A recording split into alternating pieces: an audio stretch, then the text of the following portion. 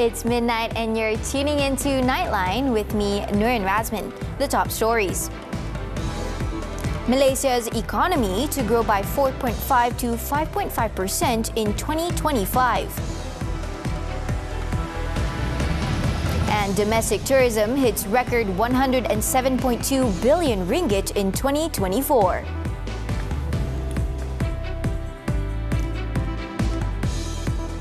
Good morning. Bank Negara Malaysia, BNM, has forecast Malaysia's economy to grow between 4.5 to 5.5% in 2025. Its governor, Datuk Seri Abdul Rashid Abdul Ghaffur, said this growth was driven by strong household spending and investment activity.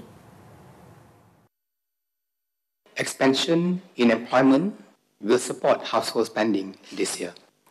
Additionally, the labour force participation rate has also reached its historic high of 70.5%, while the unemployment rate is low and is projected to decline to 3.1% in 2025.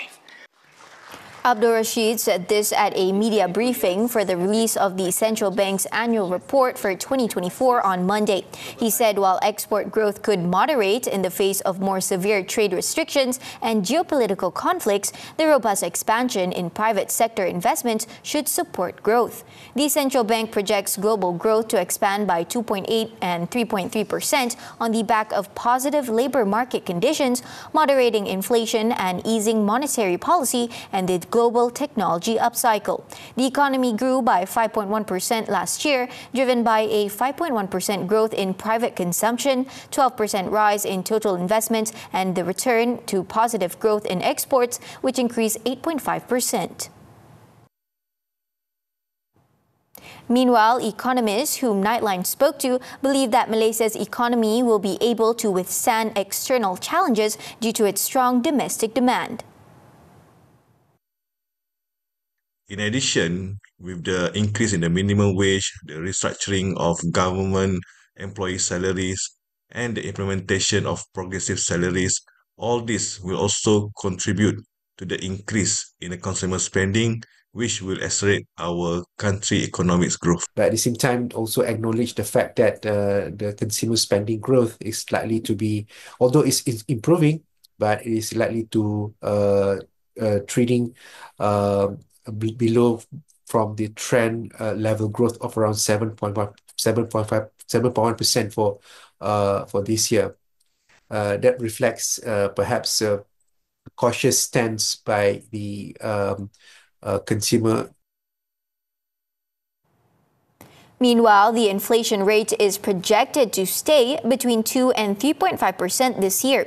Abdul Rashid said inflation would trend higher but remain manageable on the implementation of the RON 95 subsidy rationalization, expansion of the Sales and Services Tax (SST) to cover more items and services, and the revision of the minimum monthly wage to 1,700 ringgit from 1,500 ringgit.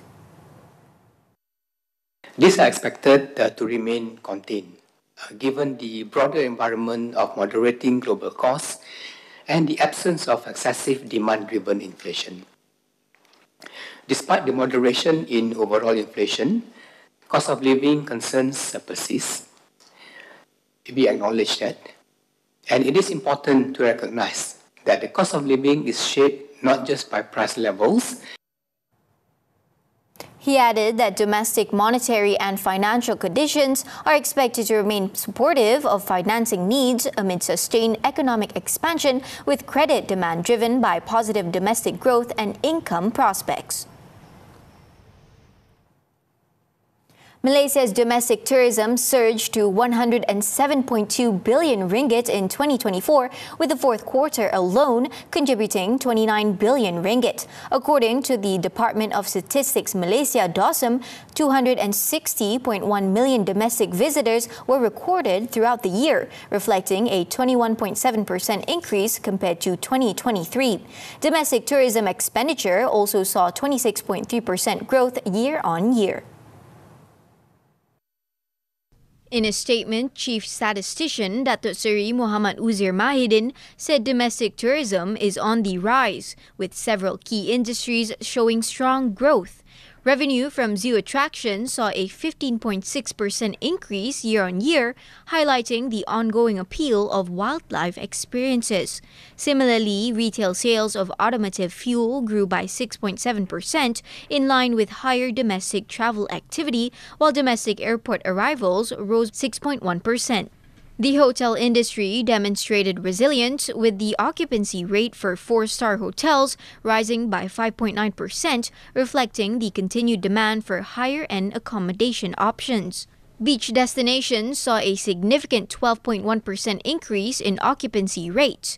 Muhammad Uzair also highlighted the positive economic growth during the final quarter, where the services sector grew by 6.2% compared to last year, mainly due to increases in wholesale and retail trade and food and beverages, driven by higher consumer spending on travel, dining, and related services.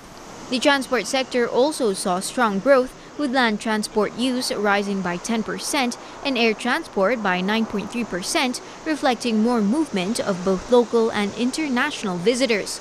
He said the growth of Malaysia's domestic tourism is expected to continue, driven by ongoing consumer confidence, robust travel demand, and the upcoming festival celebrations.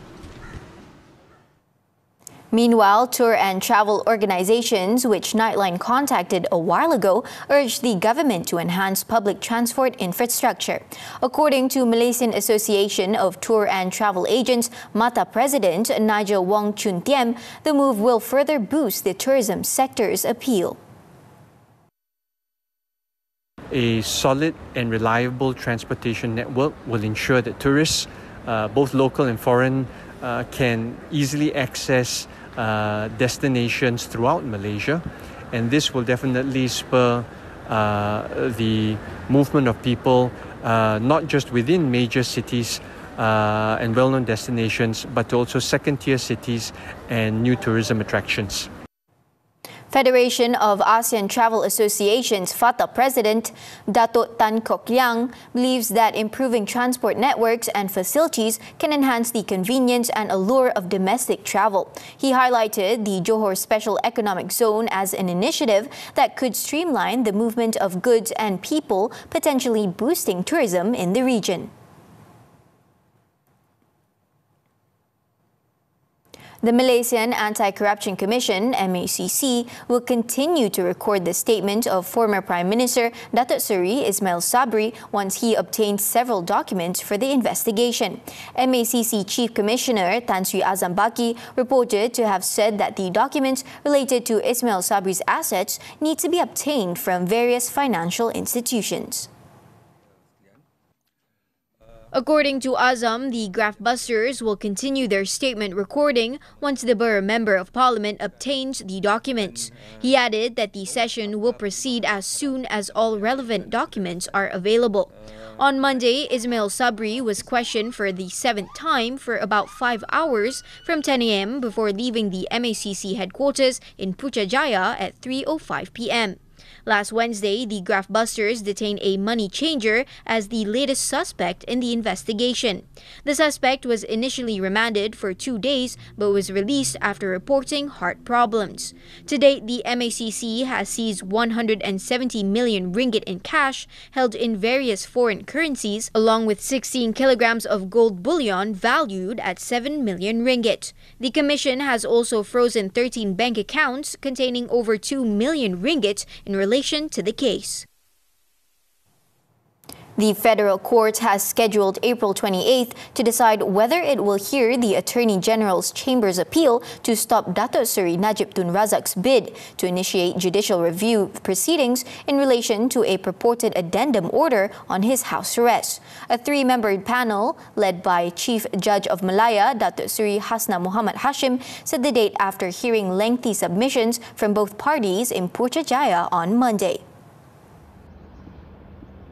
Earlier, the court dismissed Najib's preliminary objection to the government's application to appeal his challenge regarding the alleged addendum order.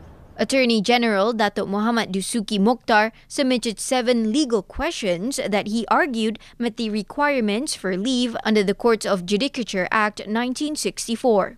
The questions address whether the Attorney General is required to verify and provide copies of disputed documents at the leave stage, and whether Najib is allowed to introduce new evidence that could impact the Pardons Board decision. Muhammad Dusuki also stressed that the main issue in Najib's judicial review involves a matter that cannot be challenged in court, as it falls under the prerogative of the Yang di-Pertuan Agong. The addendum order, signed by the 16th Yang di-Pertuan Agong, Sultan Abdullah Sultan Ahmad Shah, allegedly commutes the former Pekan Member of Parliament's prison sentence to house arrest. If the appeal application is granted, a new date will be set to hear the Attorney General's merit arguments to halt Najib's bid for judicial review. Police have arrested 4 individuals in Pulau Pinang, including a married couple, and seized various types of drugs worth 6.5 million ringgit in a series of raids conducted across the state. All suspects were arrested with 45 kilograms of drugs in 3 police raids from Tuesday to Sunday. Pulau Pinang Police Chief Datuk Hamzah Ahmad said the arrests were the result of efforts by the State Narcotics Criminal Investigation Department (NCID), which has successfully crippled 2 drug syndicates through public tip-offs and intelligence gathering. According to investigations, the syndicates smuggled large quantities of drugs from a neighboring country in the north, repackaged them into smaller portions, and then transported them across the sea to another neighboring country. The drugs were brought into the country via land routes before being smuggled out by sea to the second neighboring country. The operation involved foreign nationals acting as transporters, where each individual earned around 3,000 ringgit per successful trip. Investigations were conducted under the Dangerous Drugs Act 1952. The loan agreement for the 2 giant pandas, Fu Hua and Feng Yi, at Zoo Negara has been extended between China and Malaysia. Natural Resources and Environmental Sustainability Minister Razmyn Ahmad said this is because the pandas remain a symbol of close relationship between the 2 countries. According to the minister, the pandas draw visitors to Zoo Negara, and the government is supportive of keeping the pair there. The extension applies to the existing pair of pandas, Fu Hua and Feng Yi, who were loaned to Malaysia in 2014 to mark 40 years of diplomatic relations between the 2 nations. The agreement also states that any baby pandas born must be sent back to China. Under this arrangement, Malaysia previously returned the couple's first cub, Nurin, in 2017 after the panda turned 2 years old. Zoo Negara's panda conservation program has become a major attraction, with Fu Hua and Feng Yi, also known by their Malaysian names Xing Xing and Liang Liang, becoming beloved icons of the zoo. The Panda Loan Program, first signed in 2012, is part of China's global initiative to promote conservation and goodwill through its iconic species.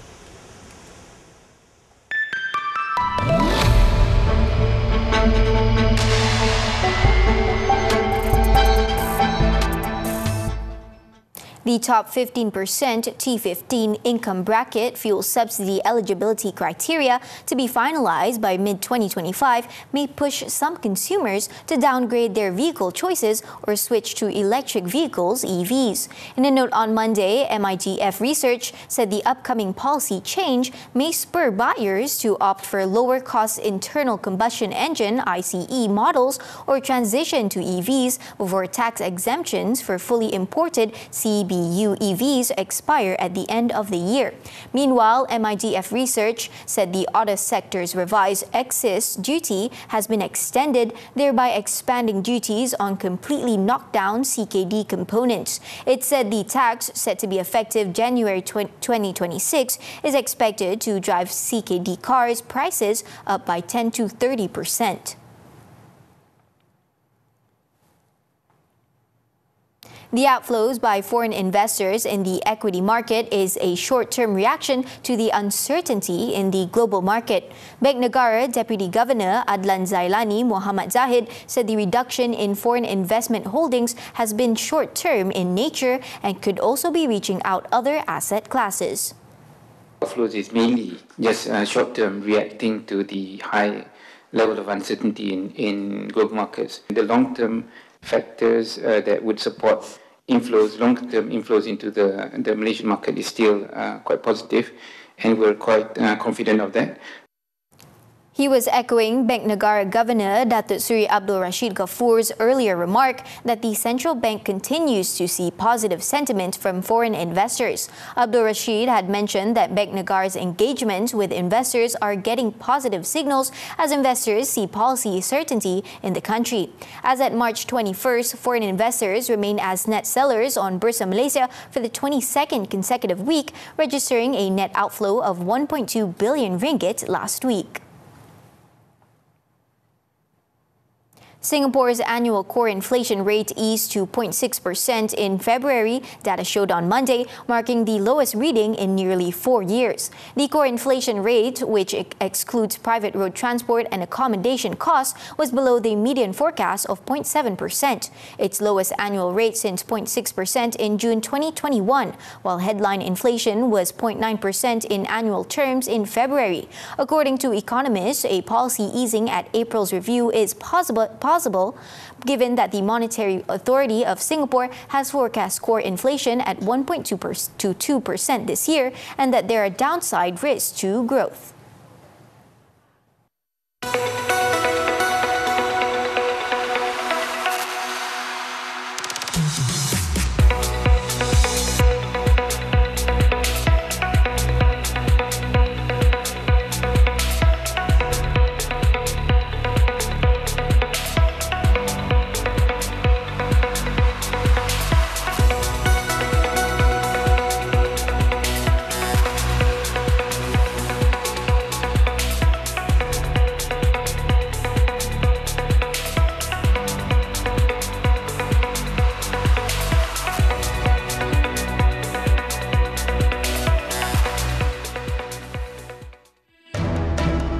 Djokovic sets yet another record, action from the Miami Open after this breather.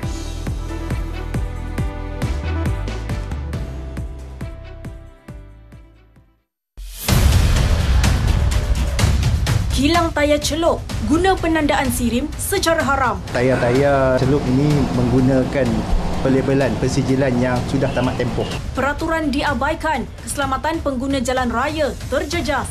Kita telah menerima aduan tentang keselamatan tayar-tayar celup untuk digunakan oleh kenderaan-kenderaan ini. Saksikan 999 Selasa jam 9 malam di TV3 dan stream sekarang melalui Tonton. Dunia kian punah, manusia hilang arah. Ancaman dari yang tak bernama. Adakah ini nyata atau sekadar jenaka minda? Sebuah karya Muhammad Khalid. Taman virus ni, panjang umur ke pendek umur ke. Bendasing. Indahkan memori Syawal di TV3 dan stream 24 jam lebih awal melalui Tonton. Kata para alim ulama, bukan semua orang yang berpuasa dia akan mendapat nikmat ketakwaan itu. Kunu rabbaniyin wala takunu ramadhaniyin. Jadilah hamba rabbaniyah yang betul-betul menyembah Allah. Kita kena usaha bahawa kita lakukan amal ibadah itu untuk mendapat kemaafan dan kerahmatan di sisi Allah Subhanahu wa taala. Bersahurlah kamu semua, sesungguhnya pada sahur itu terdapat keberkatan. Keberkatan maknanya bila kita sahur, Allah akan berikan kepada kita keberkatan. Saksikan Tanyalah Ustaz Diary Muslim Selasa 25 Mac jam 5.30 petang hanya di TV3 dan juga stream melalui Tonton. And we're back with sports football, the 2027 AFC Asian Cup qualifiers. Harimau Malaya are eager to kick off their campaign on a high note as they take on Nepal in their Group F opener at the Sultan Ibrahim Stadium on Tuesday. National head coach Peter Klamovski on Monday expressed his excitement and confidence ahead of the crucial encounter. I've seen the players give everything they've got physically. They've given everything they've got from a mental capacity with their focus. And you see that with progress we've made in our training camp every day. So and today's another day to do that. And then we put that into practice against a good opponent, and we have to give everything to get the 3 points. Speaking to the media, the 46-year-old Australian emphasized that team performance rather than individual milestones remains the focus on his first match with the squad, and that players should aim to make the nation proud and thrill fans with their style of play. He also acknowledged Nepal's 1-0 victory against Singapore in a recent international friendly, noting that while Nepal will provide tough opposition, Malaysia remain committed to their style of play. Apart from Nepal, Harimau Malaya will also play Vietnam and Laos in Group F, with only the group winners securing a spot in the final round scheduled to take place in Saudi Arabia.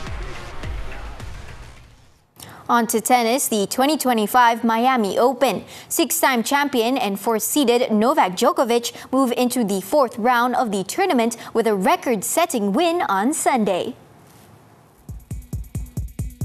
Djokovic's 6-1, 7-6 triumph over lucky loser Camilo Ugo Carabelli was his 411th ATP Masters 1000 level match win, breaking a tie with Rafael Nadal for the most on the all-time list. He also remains on course for a record 7th title at the hardcourt event in Florida.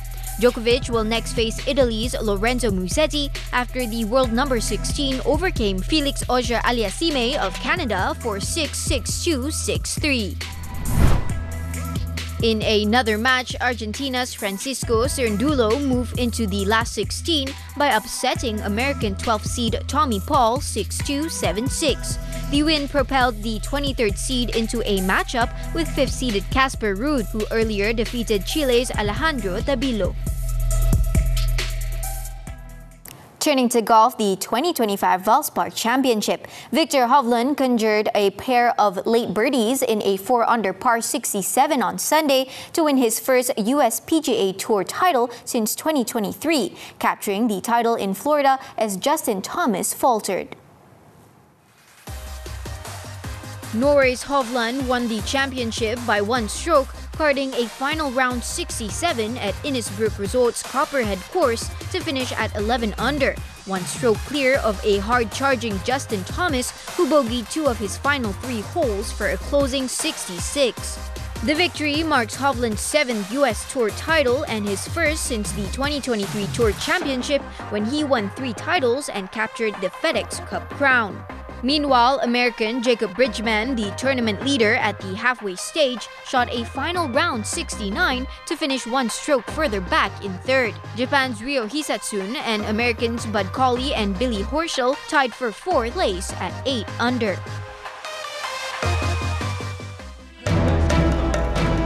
Jailed Imamoglu elected as Turkey's opposition presidential candidate. The details when Nightline returns.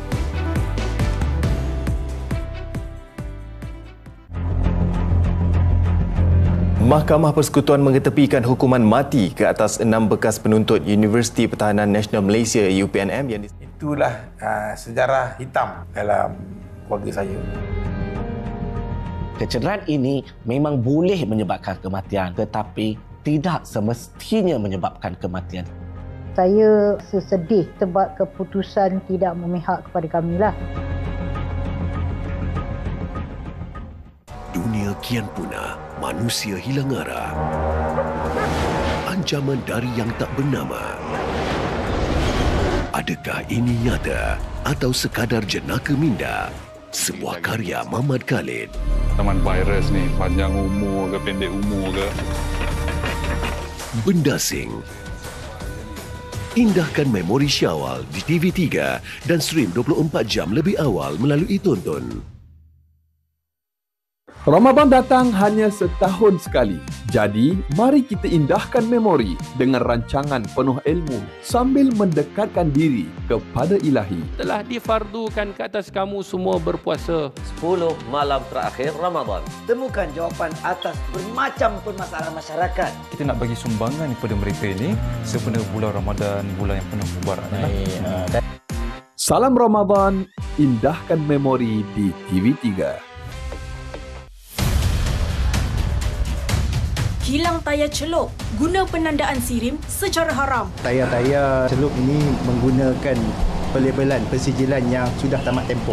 Peraturan diabaikan, keselamatan pengguna jalan raya terjejas. Kita telah menerima aduan tentang keselamatan tayar-tayar celup untuk digunakan oleh kenderaan-kenderaan ini. Saksikan 999 Selasa jam 9 malam di TV3 dan stream sekarang melalui Tonton. Welcome back. Hamas and health officials in Gaza on Monday said an Israeli airstrike on a hospital in southern Gaza has killed at least 2 people, including a senior Hamas official. In a statement, Hamas said a member of its political bureau, Ismail Bahroum, was killed while undergoing treatment at Nasir Hospital in Khan Yunis late on Sunday. Israeli Defense Minister Israel Katz confirmed that Bahroum had been the target of the attack. Bahroum's assassination came just hours after Israeli forces killed another member of the group's political bureau, Salah al-Bardawil, along with his wife in a strike on a tent shelter in Khan Yunis. Israel has killed 4 members of Hamas's political bureau since Tuesday, when its forces resumed major military operations in the enclave following a weeks-long impasse over the next stage of its ceasefire with Hamas.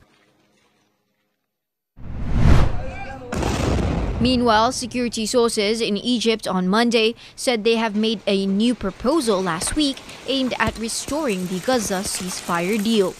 The Egyptian plan suggests Hamas release 5 Israeli hostages each week, with Israel implementing the second phase of the ceasefire after the first week.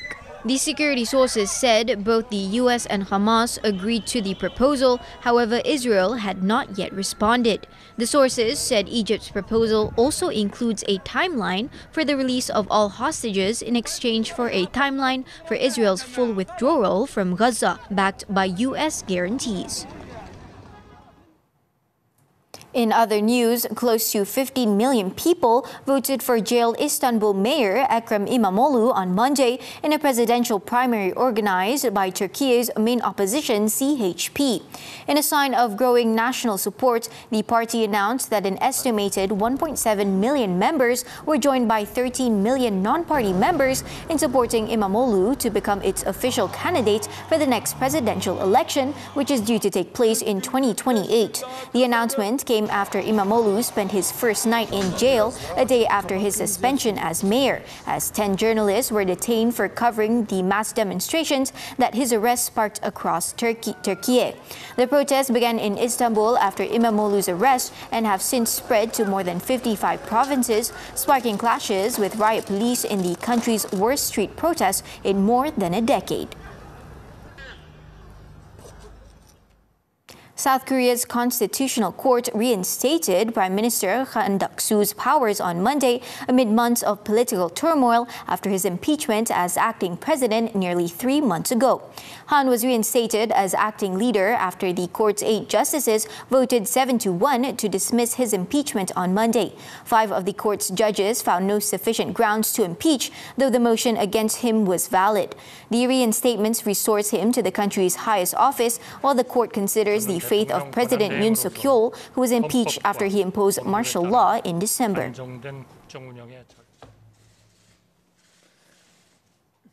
Still in South Korea, at least 4 civil servants have been killed and thousands evacuated since wildfires broke out in the country's southeast over the weekend. South Korea has been struggling to contain wildfires ravaging the country after more than 2 dozen blazes engulfed dry forests. In Uiseong alone, nearly 7,000 hectares of land have been affected and around 600 people evacuated. Authorities on Monday said they would deploy helicopters and emergency responders as they continue to extinguish the raging wildfires. Meanwhile, the Forest Agency has issued severe fire warnings in multiple locations, and officials have also warned that high winds and rising temperatures are only adding to the chaos.